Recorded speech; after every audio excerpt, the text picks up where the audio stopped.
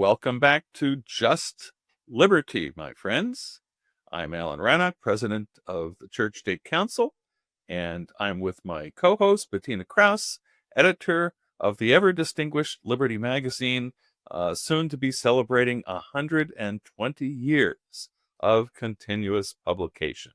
And together, we're trying to reclaim some semblance of what religious liberty really means. Well, today, Bettina, we go back to that ever-popular topic, religion in public education. So why don't you go ahead and introduce our distinguished guest?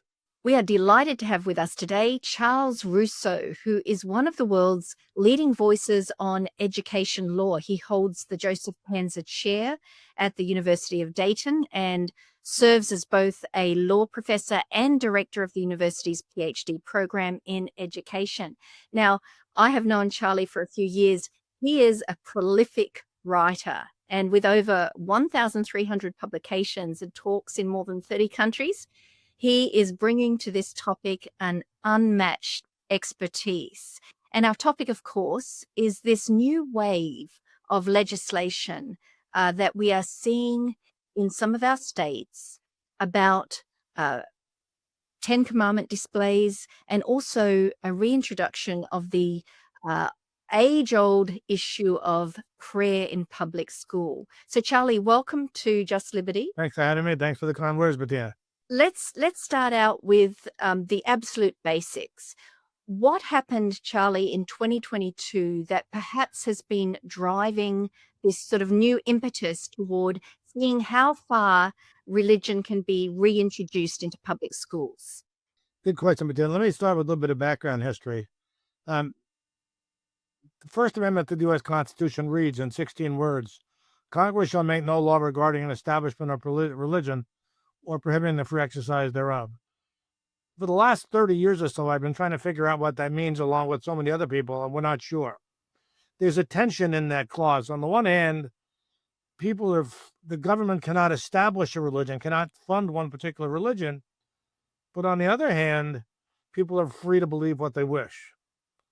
The Supreme Court did not even begin to look at issues involving religion and public education based on the First Amendment directly until 1947, a case by the name of Everson versus Board of Education involving bus transportation for kids in faith-based schools.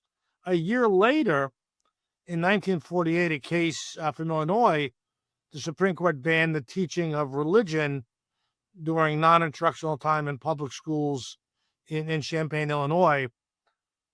Over the years, the court developed a bunch of tests. In 1963, so-called companion tests, two cases involving the same issue, Abington v. Shemp and Murray v. Curlett, allowed prayer and Bible reading at the start of classes in public education. I am not the most politically correct person in the world, let me tell you, at least in terms of my humor, but one of my priest friends up here really kind of taught me something that I try to be careful. It involved praying from the Hebrew scriptures and the New Testament. I try to avoid saying Old Testament because if you're Jewish, it's not old, it's the scriptures. They want to allow prayer, reading from the Bible, and saying a prayer that begins, "Our Father, who art in heaven, holy be your name." Having grown up Catholic, I call that the Our Father. My Protestant friends call it the Lord's Prayer. And when I talk about it in a class, I like to say, if Christians can't agree what to call that prayer, what about the 30% of Americans now who are none, who don't have any religious affiliation or other religious affiliations out there? 1971 was a landmark, the case by the name of Lemon v. Kurtzman, which was kind of a Frankenstein case. The court took two parts of a test from that Abington v. Shemp and Murray v. Curlett that said, anytime the government and religion come together, there must be, number one, a secular legislative purpose, and number two, there must be a principal or primary effect that neither advances nor inhibits religion. They were developed in the context of cases involving prayer and religious activity in schools. The court slapped it together with a third case from 1970, Walls versus Tax Commission of the City of New York, which added this third part, which says, anytime the government and religion come together, there can be no excessive entanglement. Over the next 40 or so years, the test was a nightmare. The Supreme Court handed down about 30 cases involving the Lemon test, generated over 120 opinions in those decisions. Most programs involving aid satisfy purpose and effect. Some were caught up in entanglement. Anytime religion, such as prayer or religious activity, was involved, graduation prayer and the like, the court pretty much stopped it right away as lacking a secular purpose. Against that background, Bettina and Alan, in 1922, a case came up out of Washington State by the name of Kennedy versus Bremerton. Joe Kennedy was a Marine veteran, an assistant varsity coach on a football team, and at the end of games, he would kneel on the field in silent prayer. He was told not to do so. One game he was not allowed to coach, and he was a bit of a hot dog, with all due respect, who liked the attention, but he also had a principle in mind. He sat in the stands and was interviewed by the media. At the end of the year, the school board terminated his contract. I get frustrated when I read in the media or see on the TV where people say he was fired. He was not fired. He was on a limited contract, which means his contract had to be renewed annually. It was not renewed. In effect, they fired him, but it was not, to use that word. Well, long story short, the case made it all the way to the Supreme Court, with the lower courts ruled against Kennedy, basically on Lemon and another test they created called endorsement from Lynch v. Donnelly, involving the posting of a creche, a major scene on public property in Rhode Island. Most importantly, in this case, the court said we abandon Lemon and this newfound test, and we create a new historical practices and understandings test. Bettina, as I write about religion, as I teach a course on law and religion tomorrow morning, I wish I could tell you what that test means. We're going to need lots of litigation. That being said, one of the suggested questions you raised involves the Ten Commandments, where, as we talked just before going on the air, cases from Louisiana, Arkansas, and elsewhere try to force specific postings of the Ten Commandments, and the courts have ruled against it. And in one of those cases, the trial court judge said, there is no historical practice or understanding of posting the Ten Commandments, so we're not going to allow it here. That being said, after a long monologue here, I wish I could tell you what it means, but I'm not sure. We're going to need more litigation. And as I like to make a kind of jaded sense of humor in class, one good thing about teaching educational law, there's always more litigation coming down the line. So when we know what it means, then I hope that's a partial answer to your question. So let me jump in here, Charlie. First off, just a quick correction in case our listeners caught it, but Abington against Schempp said no to the prayer practice. That's correct.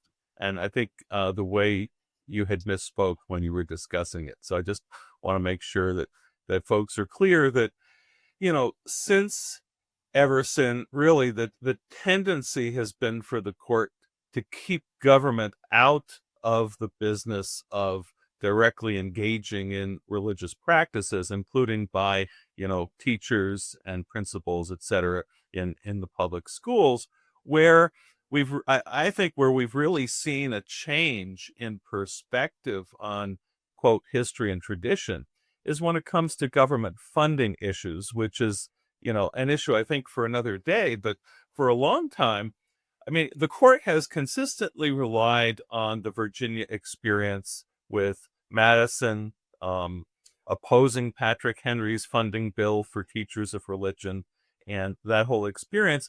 But, up until about Mitchell versus Helms in 2000, it seemed as though the court would say no funding, but here's all the exceptions, and would continue to carve out exceptions. And since then, it's kind of like the exceptions have now overwhelmed the basic rule, but they're still relying on that sort of Virginia history that was the precursor to the First Amendment. When I was an undergraduate, my major advisor urged me to do a study of the Supreme Court's use of history in the Sunday law cases from 1961, and I learned about the concept of law office history, how the Supreme Court is perfectly content to do history selectively to support whatever outcome it wants. And I guess, that leads to a very good question here.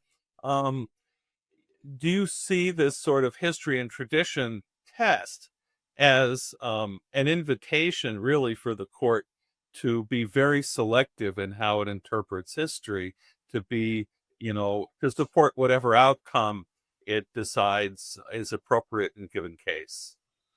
Good question, Alan. I think that's fair, but I think something to keep in mind, or not, but I think on top of that, something to keep in mind is that increasingly, and no matter how far you go back, justices were appointed for particular points of view.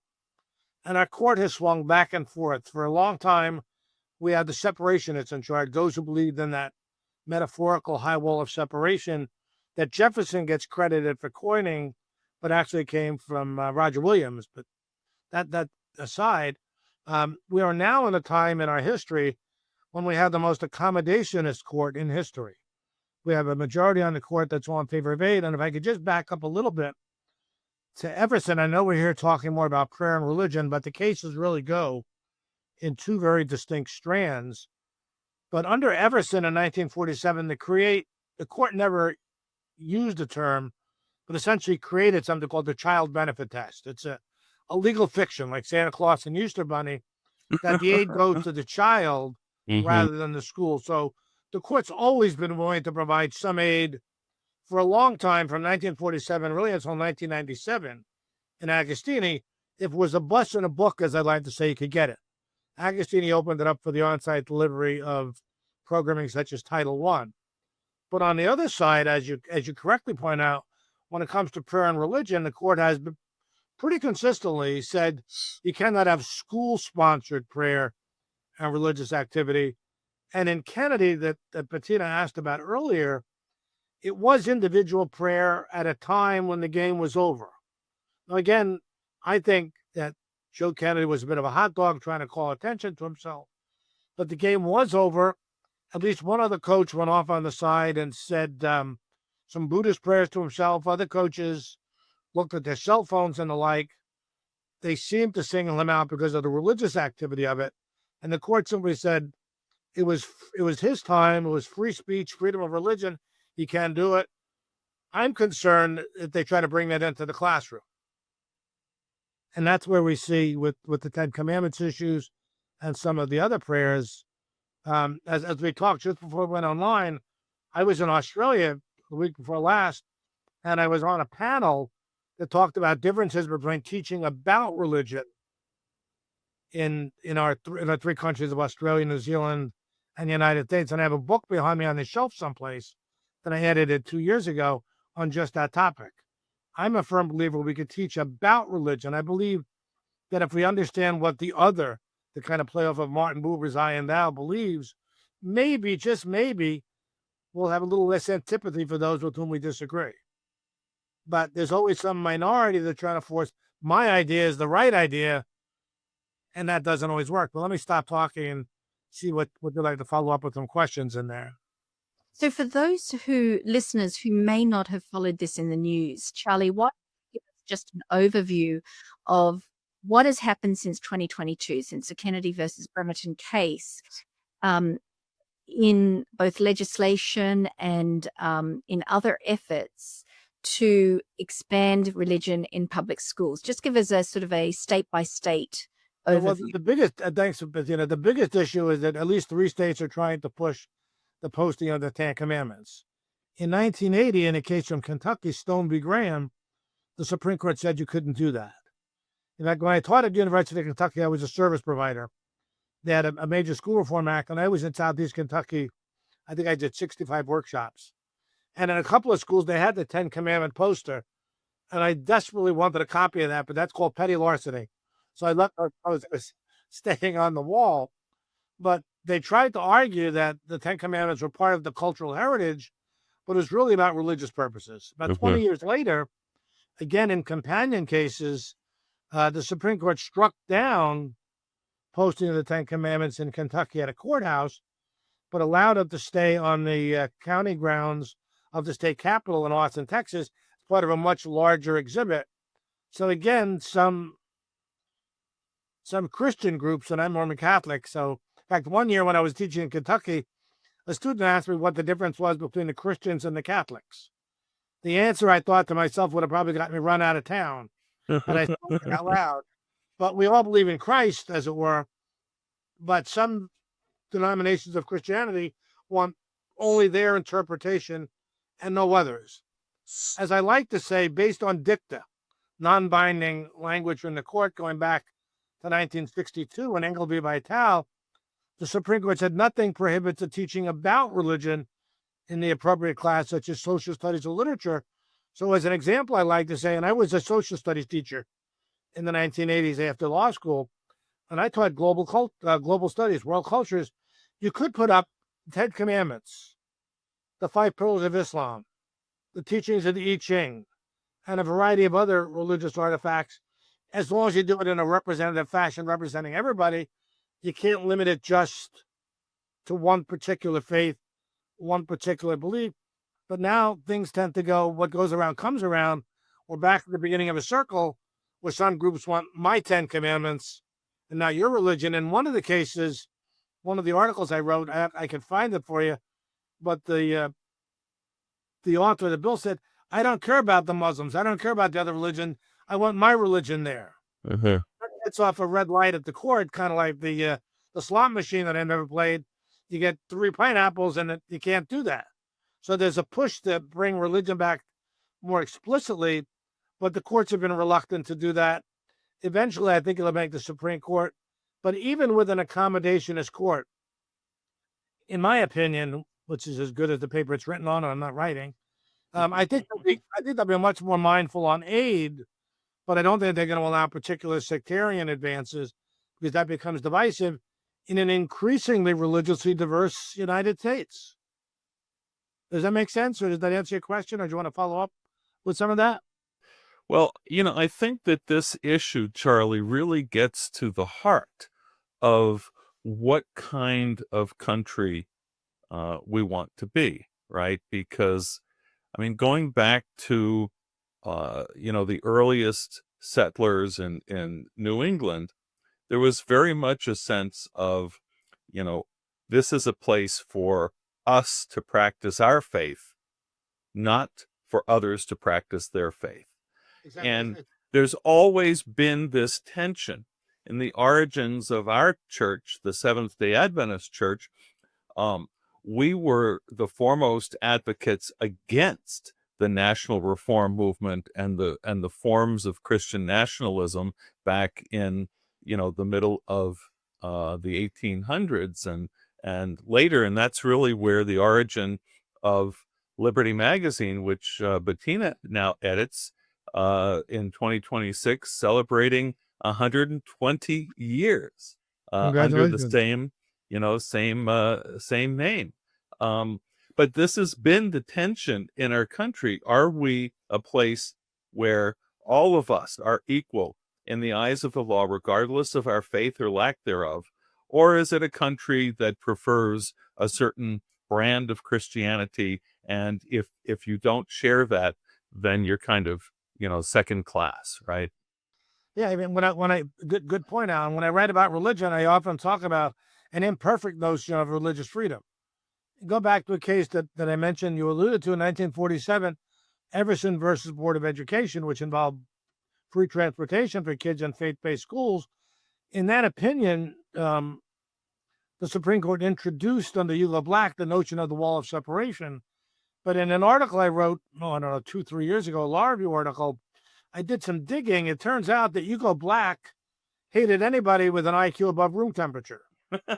He most notably disliked people of color, but he had a history of anti-Catholicism.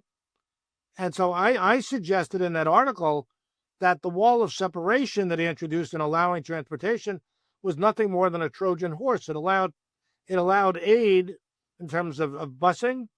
It eventually allowed aid in terms of textbooks in 1968, but any other form of aid was cut off. And in his younger life, Hugo Black was loud and proud as a member of the Ku Klux Klan. Yep. No way would have been admitted to a court today. So yes, there was a history going back to Useless Grant in his, and I'd say that on purpose, in his 1875 State of the Union speech, we decried aid to sectarian schools. Sectarian was code word for Catholic. Right. And Catholic schools started, as you probably know, in the 1880s, big time, because Catholic kids, of which I'm a member, were not allowed to go to public schools in a lot of places. So you're absolutely right. We have to find a way to be open to all religions without proselytizing. Well, was it that they were not allowed, or that the public schools were so Protestant, in reading the King James Bible, that the bishops felt like the public schools were excluding Catholic kids? Good question. In some places, they were not welcome. They were told, and you've seen the old pictures from Boston in the 1840s, no Irish need apply here kind of thing. Catholics need not apply in some places, particularly the American South, with all due respect. In the Northeast, I come from New York City, it was a different kind of thing. They just felt unwelcome, particularly if they were immigrant. The Irish were treated poorly. Then my grandparents on one side are Italian. I tell my students, my father's side is Sicilian. My mother's side is Eastern European. So I'm only half Italian. I only talk with one hand. So there was, depending where you lived, there was a certain amount of antipathy. When I lived in Kentucky, there was a public radio, public TV station where they had a woman's voice go into the church we attended, claiming to have been a nun with an Irish accent, said she got pregnant by the priest. They aborted the babies and buried them in the churchyard. And that ran on public access TV for a couple of years. And that's only 30 years ago. So yes, it was an imperfect notion of religious liberty that we're trying to deal with. And I think the point we all agree on, and I'll stop and let Bettina get in, is we want to teach about religion, not a particular religion, to get an understanding of the other. Sorry, Bettina. So no, it's just fascinating, the history that you're unfolding. America has seen these waves of illiberalism, the antipathy toward Catholics, towards Irish, towards other minority religious groups, and that drove a lot of the dynamics of that time. We are living now in 2025 in a culture which is being pummeled by different dynamics, different cultural dynamics. And the issues here are more secular schools. Public schools have become a mouthpiece for Christian hostility towards Christians, or hostility toward traditional values, for instance, which it seems to me is driving a lot of these initiatives to try to reclaim public schools. Do you see the cultural dynamics of today, Charlie, driving a lot of what we're seeing? Oh, a good question, but I think so. We are an increasingly secular country. As I said, I rely a lot on the Pew Research Foundation, a group I'm sure you're familiar with, and they track these numbers. We're now 30% none. Catholics are less than half. They've been a whole lot larger population. And there is a kind of progressive movement that is increasingly anti-religious. We're much less tolerant of religious faith.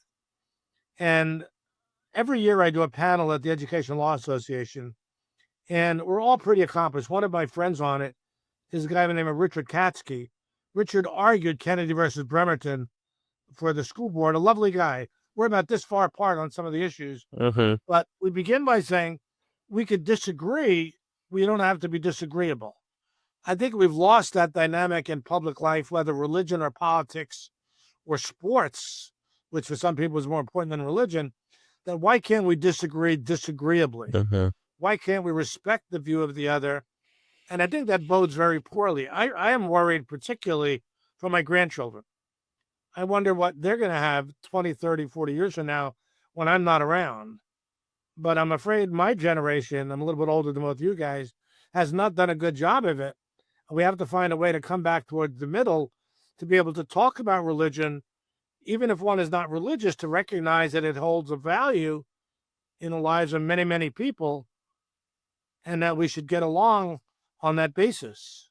So Richard and I serve on an American Bar Association Religious Liberty Committee. I've really come to he's a lovely guy. Working with Richard, and our families both haul from Council Bluffs, Iowa, so they would have been. Well, that's right. Maybe it was from Iowa originally. Yeah, would have known each other. I think that Bettina's question, there's illiberalism on both sides, right? The progressive side that wants to impose their vision of equality and inclusiveness, but in a way that excludes certain religious values. I just heard a lecture from a Christian organization on justice that seemed to very much endorse the idea that the only basis for law and justice and morality was Scripture, and that government should rely on that as the basis for its laws and policies, which that scares me just as much. The illiberalism on the right. How do we chart a course and remind Americans that there's room for all of us here? Great question. If I knew that, maybe I'd be president or I'd be on the Supreme Court. But that being said, you use the word. There was an old TV show back in the 50s before my time, but my wife likes these old history of TV shows. Groucho Marx, You Bet Your Life. Yeah. The duck would drop down with the magic word. Yeah. Well, when I was in law school, we used to say there is no such thing as justice. There's just us. But I learned in theology classes, as opposed to law classes, I have a divinity degree as well, is that justice is to treat each people as they deserve. And if you read the words of our Declaration of Independence and our Constitution, they're great on paper, but like the pig with wings, do they get off the ground and fly? We talk about equal protection for all, but what it often means, unfortunately, is equal protection for the people I agree with. And I find it troublesome that perhaps I could describe them as more progressive, find that people who subscribe to Christian values are discriminatory. If we believe the values we've held true for 2,000 years, coming from the words of Christ, what about our right to religious freedom to practice our religion freely? Live and let live, but let me live my life just as you want to live your life. And that's why I'm a believer that we should teach about religion to understand. Again, when I was in the 1980s, when I was doing my doctorate, I taught high school full time and I taught theology courses at night at St. John's. Most of the people in my classes were older than I was. Wonderful people. We talk about doing a law degree, 3 years of full-time study. But imagine doing a bachelor's, 10 years, 2-3 courses a semester. You had to really want to be there. But I taught world religions. I could teach about Islam. I could teach about Hinduism respectfully, but not believe in it. I could teach about Christianity without proselytizing. My father-in-law, God rest him, late in life, converted to Catholicism for his second wife. And I remember one conversation we had when we were talking about teaching at the university. He said, "Charlie, don't you tell them to go to church on Sunday?" I said, "No, Bob, I'm teaching theology. I'm teaching the theory behind what the Catholic Church teaches on a variety of different topics, whether scripture or sacraments or some other such things. More the philosophy, if you will, of it." And that's what I would like to see introduced into public education, kind of the philosophy, the background, to have a better understanding, again, to play off of Buber, the other. Well, Charlie, I think that's probably an excellent point to leave this conversation on. Learning how to teach about religion inclusively in a way that reflects the pluralism of America and the communities in which we live, without alienating those who may belong to a different belief system that we do. This is the goal that public education should strive for. It will be interesting to see in the coming years whether the Supreme Court is able to nudge this conversation toward that direction. So thank you so much, Charlie. Well, thank you for having me and thinking of me. So, Bettina, one of my takeaways that is actually rather hopeful, the Supreme Court has been seemingly so bent on, destroying the so-called wall of separation, dismantling it brick by brick by brick. So there's so little left of the separation of church and state. And yet Charlie seems to have some confidence that when it comes to actual government, sponsorship, involvement of religion as such, that the court is still likely to stop there. And that struck me too, Alan. And I'm wondering, maybe we should have dug a little on that to find out what he was basing his optimism on. Because, I have not seen any other analysis that would suggest that the court is going to stop its, slide toward completely minimizing Establishment Clause restraints. But I'm hopeful. I mean, if Charlie is an expert, he's been watching this field of law for decades. Mm-hmm. So if he has optimism on this point, then maybe there is a glimmer of hope. I suspect that we will see in the next Supreme Court term a lot of these issues come to fruition. I don't know that there's any cases percolating up specifically on this issue. I could be overlooking something, but There is in Texas. I believe there is in Texas on the Ten Commandments issue, on the display issue. But it's still going to take a while to work up through the district courts and the Court of Appeals, and Well, I meant in terms of an actual cert petition already pending before the court. But, going back, you had started the conversation asking about the Kennedy against Bremerton case, Coach Kennedy. And, I think he did justice to, explaining what the court did with that case and said, well, it's okay for him to kneel privately on the 50-yard line. But the court, there were other sets of facts. Yes. There were two very, very different competing sets of facts, and the court chose one set of facts and ruled on that basis and ignored the facts that were alleged by the plaintiffs. And, one of the things about that, without trying to take sides here, although, we all have opinions, right? The Supreme Court is not supposed to be in the business of deciding facts. This is true. They're supposed to be in the business of, resolving conflicts over how courts analyze the facts and apply the law to them.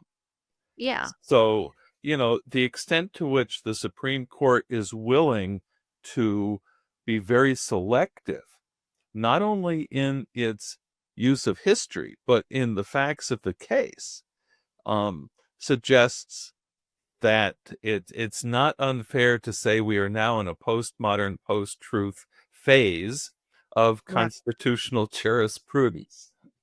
Well, it's interesting with the Kennedy versus Bremerton case. If you substitute a different religion for Christianity, and you have a coach who had been giving pep talks to his players about, Islam, for instance, and then was praying on the 50-yard line and having people congregate around him and joining him in Muslim prayer at the 50-yard line. Mm-hmm. Would that have affected the case? And we can never know. We can never know. But I feel strongly that the fact that this was a Christian prayer and it was a Christian person played into the overall outcome of the case. Because to be fair, Alan, if you look charitably at the facts, you could have ruled as the Supreme Court ruled. It's not implausible. It was kind of one of these edge cases, which makes it so difficult. But it has changed. It's changed the whole jurisprudence on this issue. That's the point here. And going forward, we really don't know which way it's going.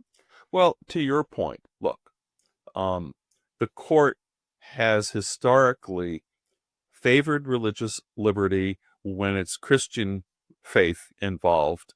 And I don't know what the exact statistics are, but overwhelmingly favored Christian claims of liberty and disfavored other claims. And what comes to mind in most recent memory are Native American cases, including one involving a place of worship, which the Supreme Court is willing to be destroyed because it's an Apache place of worship, and copper is more important than church and worship. The other case that comes to mind is the so-called Muslim ban cases from the first Trump administration, where, the court was basically willing to completely overlook what we would, as lawyers, call direct evidence of anti-Muslim animus, right? That direct evidence would be sufficient to, to allow a jury to find discrimination, right? But in this case, that was not permitted. That evidence was not sufficient even to allow the case to proceed, right? So when it comes to non-Christian religions, they get scrutinized. They do get different treatment in the courts. They really do.